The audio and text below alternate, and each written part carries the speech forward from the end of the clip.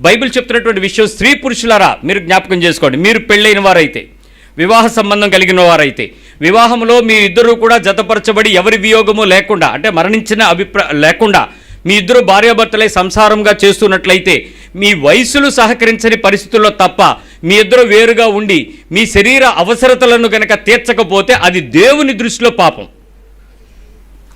నీవు స్త్రీవై ఉండి నీ పురుషునికి నువ్వు లోబడకుండా నా శరీరాన్ని నేను జాగ్రత్తగా దూరంగా ఉంచుకుంటాను, ఇది తప్పు, పానుపు నిష్కలంగా ఉండాలని యాశాలు వేసావంటే దేవుడు నిన్ను తీర్పు తీరుస్తాడు. జాగ్రత్త. పురుషుడా నువ్వు కూడా అంతే. నీ శరీరం సహకరించక ఇద్దరు అర్థం చేసుకుని ఉభయుల యొక్క సమ్మతి చొప్పున దూరంగా ఉండటం న్యాయం. కానీ నీ భార్యను సంతోషపరచకుండా నీవు తృప్తిపరచుకోవడానికి ఏ ఇతర ప్రయత్నాలు చేసినా అది దేవుడు ఊరుకోడు.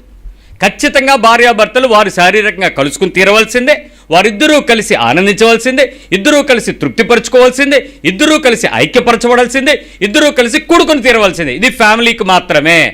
అలాగని ఏ విధవరాలను సంతోషపరుస్తానంటే బైబిల్ ఒప్పుకోదు. ఏ పిచ్చి పనులు చేయడానికి అది జారత్వం అంటుంది. దేవుడికి హెచ్చరికగా చూస్తుంది. పాపం. జాగ్రత్త.